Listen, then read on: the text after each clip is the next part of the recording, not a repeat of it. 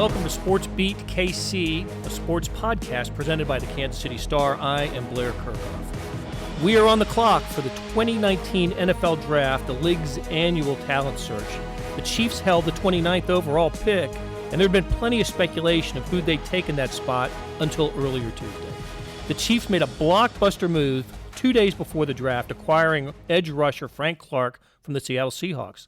Chiefs gave up their first-round pick and one of their 2 second-round selections next year to gain Clark. To complete the deal, the Chiefs traded spots with the Seahawks in the 3rd round this year, moving up from 92 overall to number 84. Here to talk about this huge move on SportsBeat KC are Chiefs beat writer Brooke Pryor and columnist Vahe Gregorian. Later, we'll talk Missouri football and Drew Lock's prospects in the NFL Draft with Tigers beat writer Alex Schiffer. I've only read about 11 billion words on the draft and all the Chiefs draft prospects. It's good because I've written 11 billion, so thanks for being my one reader that has consumed every single word I've written. I know that you have done about as many mocks, right? I mean 2, but it seems 2 have been published. I have run through many more that I didn't like. You've read 2 of the 11 billion mocks that I have read, but the focus of our chat changed 2 days before the draft, around noon, I believe it was today, when the Chiefs traded themselves out of the first round, out of the number 29 overall pick, for a move that's been speculated for a while, several weeks really. Chiefs acquired Frank Clark, the edge rusher from the Seattle Seahawks. The terms of the trade were the Chiefs traded out of the first round, gave up their first round pick. And you guys correct me if I'm wrong on this. They gave up their second-round pick in 2020, yes, which will be the worst of their. They keep the better of their 2 second-round picks. They have 2 in 2020 because they acquired one in the D Ford trade. D Ford, San Francisco, and so the Chiefs will keep the better of those 2 picks, whatever that ends up being. And for this year in the 3rd round, they basically traded spots with Seattle. So the Chiefs are going to draft 84th overall, and Seattle will take the Chiefs' 92nd overall pick. So let's, from a football perspective, initially here, let's talk about let's talk about what it means to the Chiefs. I think, from a football perspective, the Chiefs got better today.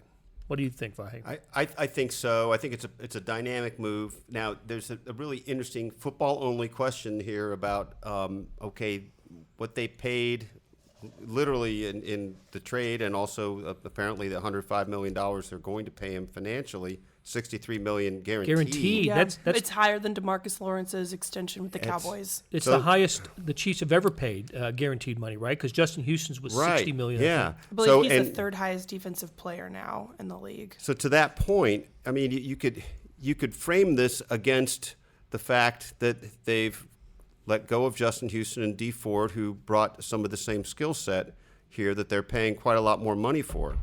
I just bring that up as a not devil's advocate exactly, but it is interesting. I've kind of come aboard this whole let's just blow it up and start over. I like it. I like the feeling of this, and within that context, this is a good thing football wise. Right. Well, and the thing is, like, Frank Clark is a big upgrade over D Ford football wise. The Chiefs believe that he is better than Khalil Mack. They believe he's better than Jadeveon Clowney and Bosa and Lawrence. Like, they think that he is the cream of the crop here. Yeah. And so there really is no comparison between him and D Ford. And in adding him, I mean, and just to clarify, I mean sort of the package of D Ford and Justin. I sort of think that too. He is kind of them combined. Yeah. And so, I mean, it's a huge upgrade. He was kind of that missing piece that, going into the draft, it was clear, hey, they really need an edge rusher.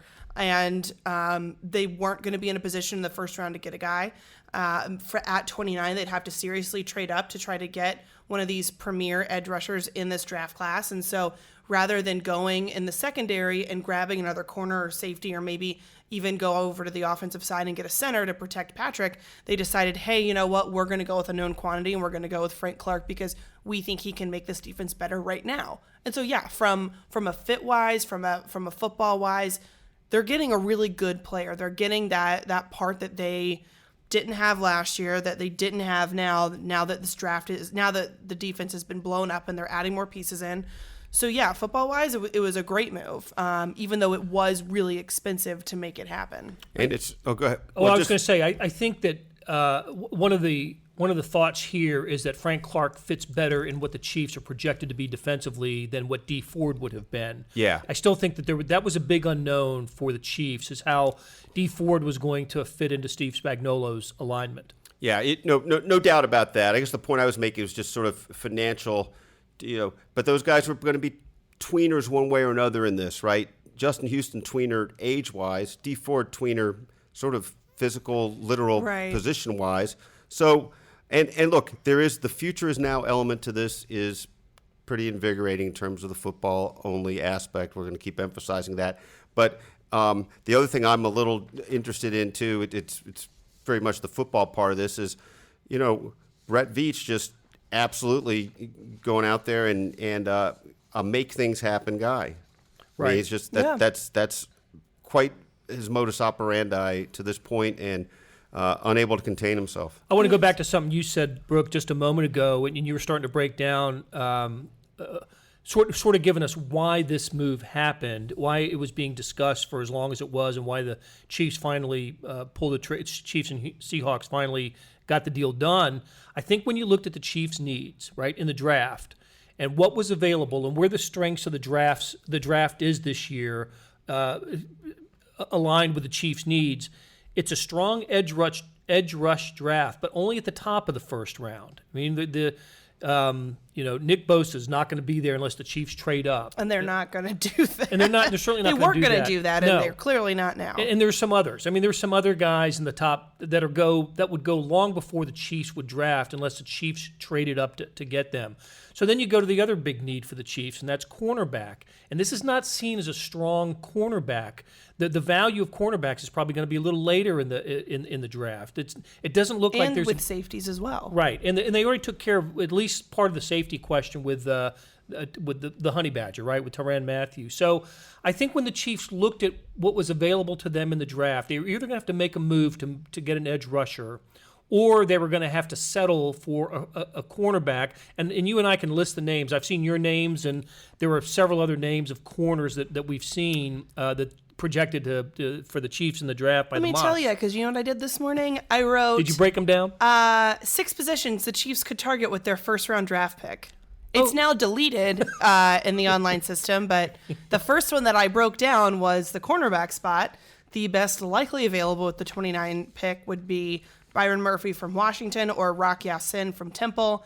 And then I have as plausible reaches DeAndre Baker from Georgia and Greedy Williams from LSU. Mel Kiper Jr. had Greedy falling to the Chiefs at 29 in his latest mock. I kind of think that if the Chiefs wanted to get Baker or Williams, they would have had to trade up for them. But I don't think we're going to see any of those 4 guys on the Chiefs roster. Can I ask you this question? By all You means. said delete that. Is there any reason to hold on to it in case Trader Brett tries to trade like a 2021 first-round pick for something? But also... Doesn't this move signal they're all in? Yeah, it does. It does. Thank God for Google Docs. It will always exist in some way, shape, or form, and I can just copy and paste back into our filing system. But I think that I would be surprised to see the Chiefs get back up in the first round of this year. Would be a surprise. That would take a lot of work. Right. And with Brett Veach, never count anything out clearly. Except Patrick Peterson, he's not coming to the Chiefs, so you can count that out. That was a rumor that was floating around it was a joke. earlier. It was not a funny one. But he did on his social media accounts delete all references to the Cardinals. He changed from a Cardinals Twitter and Instagram homepage to a sort of just a generic Patrick. Yeah, we love that. Can you expand on that? Why do we know that's absolutely out? What happened this morning is Antonio Bryant, not Antonio Brown, although a bunch of us wears Sam Mellinger. It was not Antonio Brown. Antonio Bryant of the Bucks tweeted Patrick Peterson Patrick Peterson to the Chiefs. And of course, there were some rumblings in the last 24 hours that maybe this was going to happen, because there were rumblings that Patrick Peterson was coming to the Chiefs last year when he demanded a trade from Arizona in the middle of the season, and then he kind of backed off that, recommitted to Arizona, said, I want to be a Cardinal for years to come. And so it was kind of surprising to hear his name brought up again. And so, you do what you do, and when you see that come out, you kind of send some feelers out, see what's going on, and kind of the unanimous response I got back was, yeah, no, we've had no conversations. This is not a thing. These two sides, it's not happening. And kind of the consensus from what I heard and others on Twitter that it was a joke. I don't know who told Antonio Bryant this was happening. I don't know if Patrick Peterson and Antonio Bryant were like, yo, we're really bored. Let's just spice things up. So they, for about 25 minutes today, there was well, maybe Patrick Peterson's coming to the Chiefs. And then funny timing that kicked up this morning. That was probably around 10 or so. And then 2 hours later, Frank Clark is false is alarm. Chief. Yeah. But Frank Clark was not the false alarm. And so even with the what's projected to be good edge rushers going early in this draft, Montez Sweat's another one from Mississippi State, right. And it's still a projection for them. With Frank Clark, it's not a projection. We know what he can do. We know what he's done, right? He's one of 7 players in the NFL to have at least 9 sacks each of the last 3 years. He knows how to get to the quarterback. I was in the air. I was on an airplane when this happened. So I'm watching NFL Network and ESPN to see how it's playing on those networks. And everybody from McShay to Casserly, all the people who work for those stations thought the Chiefs made a good move and thought from a football standpoint, the Chiefs improved themselves.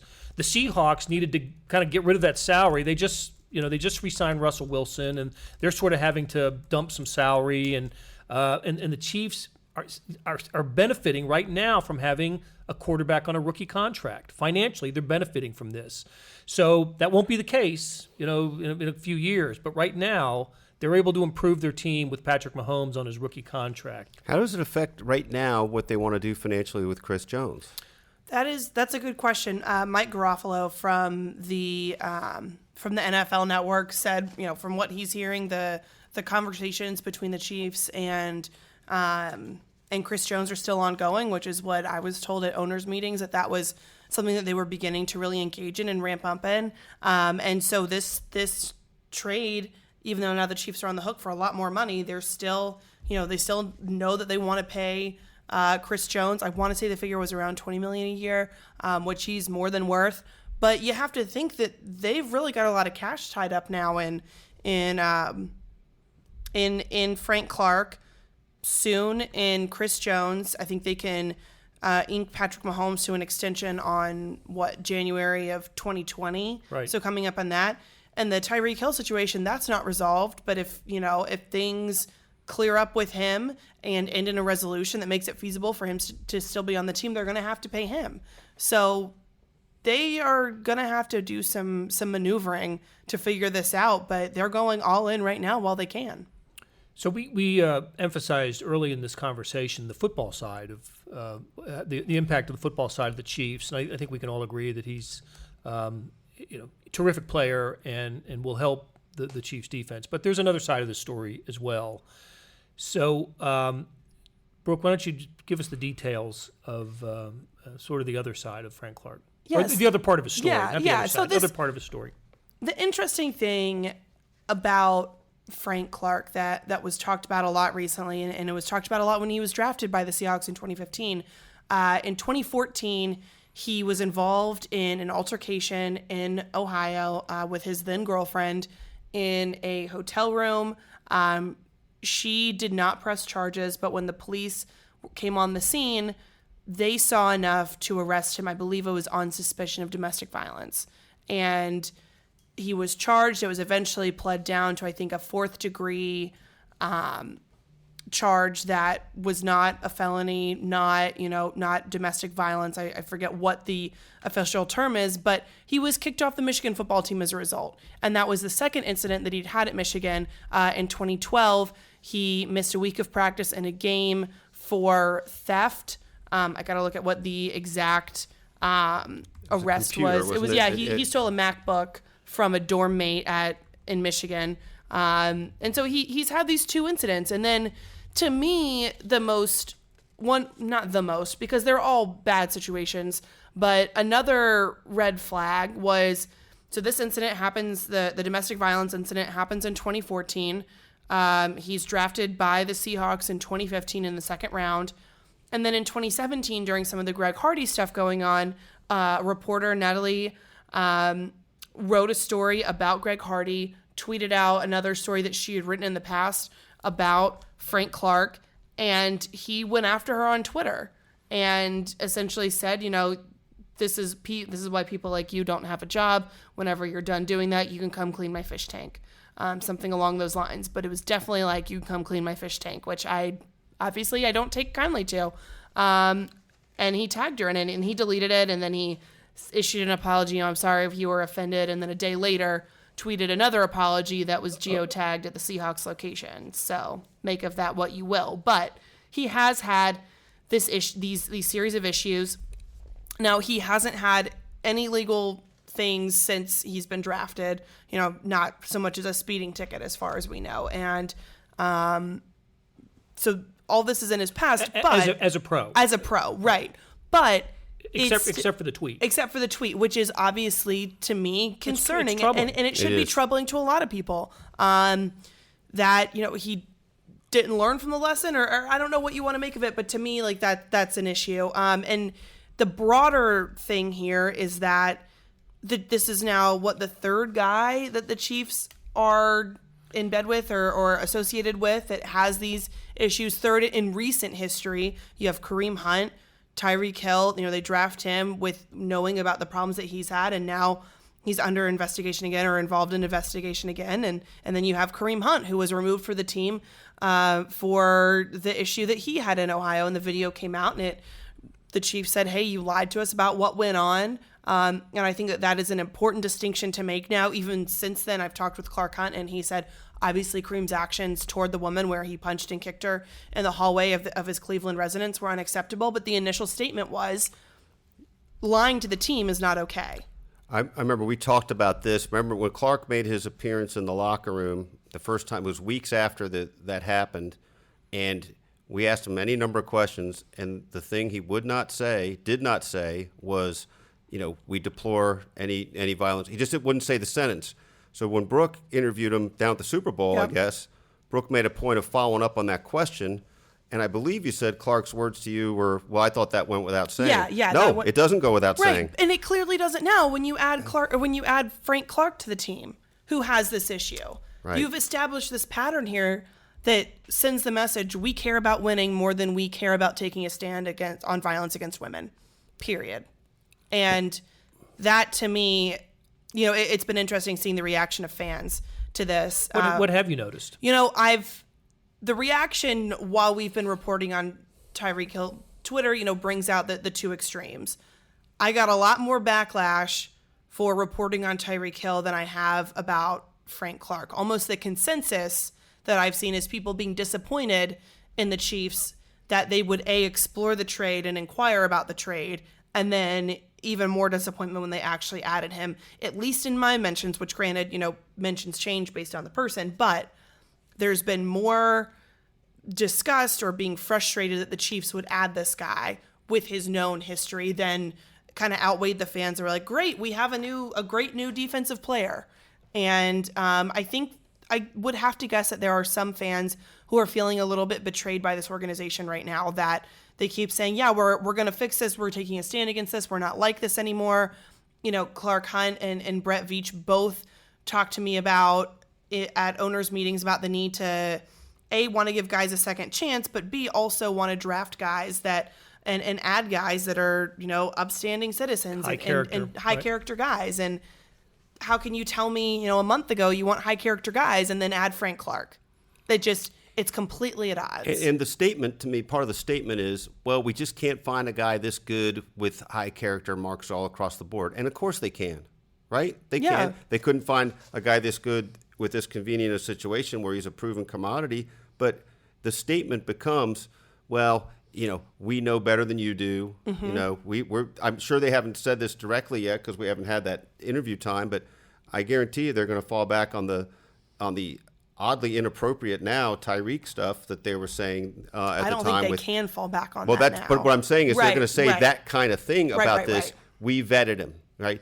Our people, all these people talk to him. Yeah, we've that talked effect. to coaches, we've talked to that, but even security, maybe right. NFL security. But tell me if you talked to the woman that was involved in the altercation. Right. That's the question I want to know. And to go back to flip this to the Tyreek thing, and again, they're a little different in this context now, but one of the points that was made, and we've all talked to domestic abuse advocates before, is these aren't mistakes when these things happen. These are character revealing moments when these things happen. Exactly. And I think the complication is always going to be the need for another chance in life, but how do you isolate the idea that somebody doing something that has a high recidivism rate is worthy of another chance? Exactly. It's a very complicated question, and the Chiefs keep giving the benefit of the doubt to those people. Yeah, they do. And I think that, that has to be really frustrating. I know as someone who's covering this team, I feel like I keep writing the same thing or I keep having the same thoughts, and it's not connected to the same player because it keeps happening. And yeah, I mean, it is frustrating when you have a team that says one thing and goes out and does the opposite. And you're right to your point of the we know better than you thing.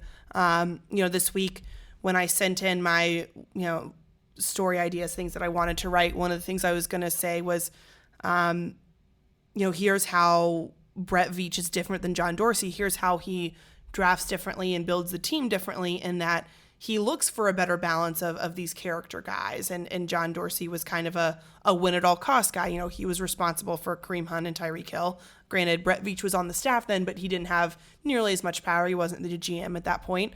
I can't write that now because I don't feel that way. Because Brett Veach right now is making a move that is John Dorsey-like in all the bad ways. John Dorsey is good at his job. He knows how to build a team. I don't always agree with the way in which he builds them, and this falls under that category. An interesting part of this conversation is also this question: if this guy never does anything again, do you feel differently about it? And this is sort of a rhetorical question. I mean, it's if he's in the right culture, if the right things are being done, et cetera, do we come to view that differently? Or is it something you can't, ever look at this guy without thinking about? And I would submit that it's probably different for any woman to think about that. It is, and I think that there are ways that if you are involved in a domestic violence incident that you can not necessarily be rehabilitated, because I don't like that term in this context, but there are ways that you go through rehab and therapy, and there are ways that you can become productive and you can contribute to society and whatever else again. But from what we've seen, the NFL isn't mandating those steps. So, for example, I've talked with some domestic violence advocates and people who are experts in the field, and they say, one of the ways that if you've committed domestic violence and you need to go, you're ordered into a therapy program, the one way that you can kind of get past this and really understand what you've done and not repeat it is to be involved in a program that is about accountability and transparency. So you're in like group therapy settings, you're admitting what you did, you're hearing other people admit what they did, and you're talking about it, and it's an open dialogue. And repeatedly. And repeatedly. So you can't ignore it, you can't push it back.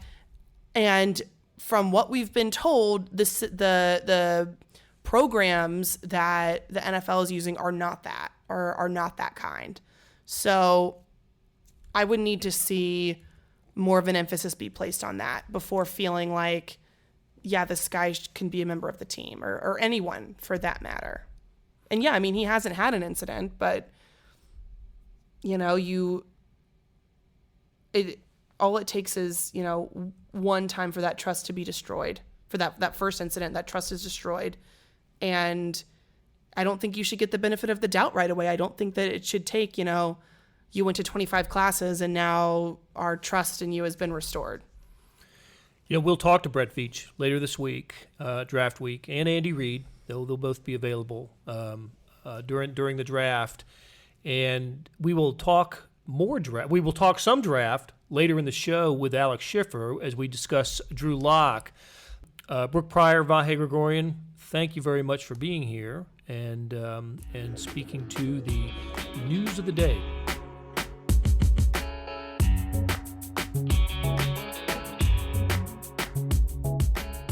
Hey, it's Blair Kerkhoff, and if you're listening to this, you love Kansas City sports, whether it's the Chiefs, Royals, Sporting, Mizzou, KU, or K-State. And no one covers these teams like the Kansas City Star. If you currently subscribe to the paper or have a digital subscription, thank you for your support. And if you don't, here's a great offer. It's called Sports Pass, unlimited digital access to every sports story and video on kansascity.com. And it's just $30 for the first year. It's the best sports value in town, just 8 cents a day or $2.50 a month. You can't beat that. Subscribe now at kansascity.com/sportspass.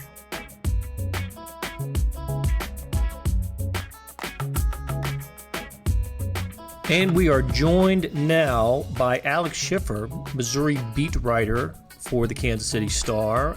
Alex covers all things Tigers, and so much so that he is heading to Nashville to cover the NFL draft for the Star and for kansascity.com. So what's behind that? Well, quarterback Drew Lock is going to be drafted, and Alex and I are going to talk about where that might occur in the draft. I do believe it's going to be in the first round. Schiff, what do you think? I think it's going to be hello, Blair. It's going to be a very interesting Thursday night, I think. I got asked by a buddy the other day about where my best bet is, and with the report out that the Cardinals could pass on Kyler Murray, I think it could be a very interesting Thursday night for Drew Lock. I wouldn't be surprised if he's off the board as high as 6 to the Giants. I wouldn't be surprised if it's an Aaron Rodgers deal where maybe he sits longer than people are expecting. Well, that's the Kyler Murray information is interesting. You and I are talking on Tuesday mid-afternoon, and the Arizona Cardinals had their first veteran minicamp today.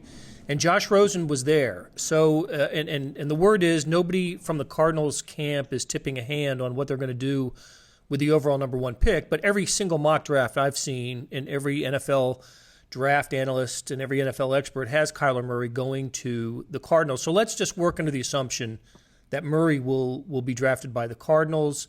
And now let's talk about how the rest of the first round might shake out in the quarterback at the quarterback position, not just with Locke. I have seen Locke go anywhere in the mock drafts that I've seen, anywhere from 2, which would be a trade. Somebody would trade with the 49ers at 2 to move up to get him. Anywhere from there all the way down to 32nd with the Patriots. And he would be groomed as perhaps the heir apparent to Tom Brady. And then at several places in between. One of the things that I find intriguing about the possibility of Drew Lock is there are 3 teams, well now 4, but 3 teams that have multiple first-round picks, like the Giants, the Raiders, and the Packers. And the Giants certainly have probably the most immediate need at quarterback.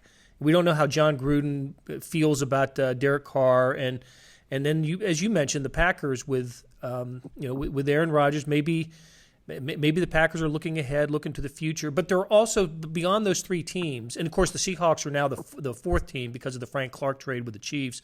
They have 2 first-round picks, but they just signed Russell Wilson. So, tell us what some of the other possible landing spots are, because I've also seen Drew Lock in the Chiefs division as well. Yes, I think there's a number of them, honestly. I think the one that's been talked about a lot is the Denver Broncos at number 10, which would be, John Elway was at Missouri's game against Arkansas. They had him out there for a visit. I think that makes a lot of sense. He could be the heir to Joe Flacco in that case. There's been talk about the Bengals at 11. Andy Dalton's only on the contract for 2 more seasons. And I think that's a very interesting fit because the Bengals head coach obviously was the quarterback's coach for the Rams. And there's that whole NFL push to kind of get around develop a young quarterback and get an offensive mind around him. So I think that'd be a very interesting fit. Yeah, Zach Taylor is the guy you're talking about. Yes. I drew a blank on his name. Thank you. The Packers, as you said, have 2 first-rounders. I don't know if they're a team that takes him at 12 because they're a couple pieces away from being back in the playoffs. You think they'd use that higher pick for a more of a need. The Dolphins have been talked about, but they've also been linked to kind of tanking this year for either Tua Tagovailoa or Justin Herbert next year. I think Miami, of all the situations, is one of the ones that I don't think is a great situation. The Redskins at 15, Jay Gruden is a great young offensive mind, but I don't think Washington really has a lot around the quarterback position. If Alex Smith, former Chiefs quarterback, was still healthy, I think that would have been a great scenario because you look at the quarterbacks that have sat behind Alex Smith, Chase Daniel, Mahomes, of course, Nick Foles, they've all credited the guy for helping their career out. So, but his ankle injury, I don't know about that. Right, exactly. And one more for you before I throw it back to you. I think the Los Angeles Chargers are a interesting pick. I think they're another team like the Packers where they were in the playoffs last year. Maybe they use it on a more immediate need, but Phillip Rivers worked out with Drew in California. Ken Wisenhunt was at Missouri's Pro Day, their offensive coordinator. I think there's a little more smoke there than is getting credit. Okay. So all sorts of possibilities for a landing spot for Locke on Thursday. When the college season ended, I just assumed I didn't assume it, but my sense was Locke would be the second quarterback selected after Kyler Murray. When Murray made his decision to skip baseball and enter the draft, he automatically went to the top of the quarterback class. There was a little bit of kind of uncertainty about who the second quarterback was, but I thought early on in the offseason, or at least in the pre-draft time, Drew Lock was filling that void. But in some recent mocks, I've seen Haskins at Ohio State and Daniel Jones of Duke even as in some mocks by some respected people ahead of Drew Lock. And I'm just wondering what your take on that is, and have you been seeing the same sort of projections that I have? Yeah, I have, and I think it's going to be very interesting with the Giants. As the readers know, I'm from New Jersey. I have some people that are back, east that are in know of the Giants and have heard some things. And before I even thought about it, there's more commonalities with the Giants than I really gave credit for with Daniel Jones. I mean, but they're looking for a replacement to Eli Manning. Eli Manning's college coach, David Cutcliffe. Right. Daniel Jones' college coach, Daniel Cutcliffe. They're both kind of reserved personalities. Eli's not as much like his brother where he's this big camera personality like Drew Lock is. And John Mara's son, whose name I'm drawing a blank on, was at Missouri Duke's Pro Day. He left NFL owner meetings early, and he's very much involved in the draft process. So I could see – I think 17 makes more sense for the Giants to take Jones at than 6. But I do think that I would not be surprised at all for him to be Eli Manning's heir apparent there. And as you kind of said, I think Dwayne Haskins is a very interesting deal. He's only started one full college season. Drew Lock's the rare 4-year starter right now in college football that's high in the NFL draft boards. You don't see that a lot lately. And I think that Haskins Haskins had amazing numbers, but context is key. He had an amazing offensive around him at Ohio State, while Drew Lock had Emmanuel Hall and Albert O down to injuries this year, and he never played with the level of consistent talent that Haskins did. So I think that it's a very big toss-up as to whether or not Drew's QB2 off the board, because, I think I just read a story about Dwayne Haskins' father coming off very controlling and very bizarre. I almost kind of wonder if that's a red flag for teams, like a LeVar Ball type of deal. I think it's going to be very interesting as to whether or not he's the second quarterback off the board. I think Drew Lock is right there with him for that second spot. Okay, so does some of those circumstances that you suggested about Drew Lock help explain the the numbers dip that he took this year from 44 to 28 touchdowns. His yards, about 500 fewer yards passing. Yards per attempt went down a little bit this year. Some of that had to be the injuries. Yeah, I think, we could start with the touchdown number. I mean, he led the nation in touchdowns this year. I think anyone that was expecting him to go out there and throw 44 in a non-air raid offense was maybe a little out of touch, just because you don't really see that. And it was a different system. Right. Go ahead. They switched coordinators, right? I mean, Josh Heupel and Derek Dooley, part of the whole sales pitch on getting Drew to come back for his senior year was, we're doing this to make you more pro-ready and put more pro-style concepts and less of an air raid hurry-up type of deal. So I'd said throughout the season that his numbers could drop, but that doesn't mean it was a bad season per se. I think that, I think some of the bigger things he was able to do, I thought he showed himself more as a runner this year than he did. He had a career high in rushing yards, 175. That's not Michael Vick-esque, but he did scramble more and be able to extend plays with his legs. His interceptions was down. His completion percentage was up. So I do think that there was a dip in some numbers, but I also think that the ones that increased did him a lot more favors than maybe the ones that decreased hurt him. Okay, so give me thumbnail strengths and weaknesses for Drew Lock as projected at the next level. Arm strength for sure. I think leadership and adversity. I mean, he had an interesting 4 years here between the protests, 2 coaching change, 3 coordinators, all the injuries, et cetera. He's kind of used to playing with an interesting hand. And I think the shortcomings are some of his decision-making for a senior. I look back to his pick 6 at South Carolina, just a terrible throw. I think some of his decision-making could still be a little bit better. I think his intermediate throws can also use a little bit of a touch-up and maybe a couple fundamental stuff. But I just think that he's never had a mentor before. It's always been baptism by fire for him. He played all 4 years of high school. He played all 4 years of college. He's never really had someone to sit and learn from. I think if it's another situation of baptism by fire at the next level, it could get ugly. If he has someone and the right person to learn from, he could have a very long career. I agree. I think that it would be fortunate for him to have a Patrick Mahomes type of entry into the NFL, in that Mahomes, as you mentioned earlier, got to basically serve an apprentice year. And watch not just how Alex Smith handled coaching, but how he handled himself professionally. And I think that was of great benefit to the Chiefs' Patrick Mahomes.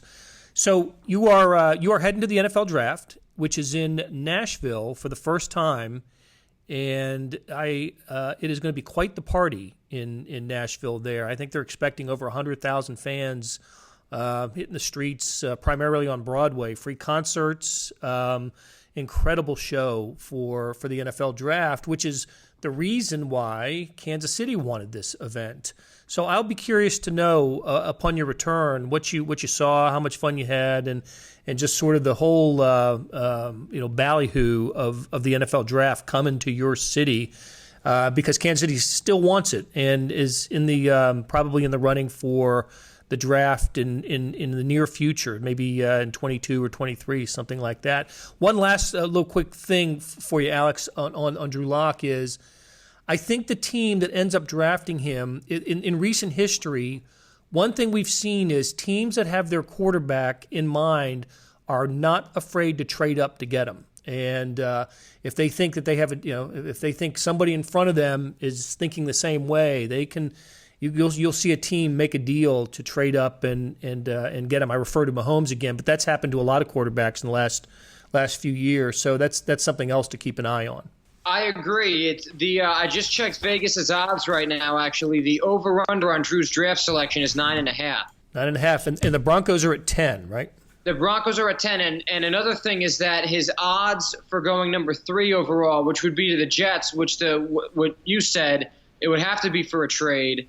If he goes number 3. The Jets have talked about potentially moving that pick. Those odds are 14-1. So I think if Kyler Murray does not go number 1, it becomes a very, very interesting situation for him.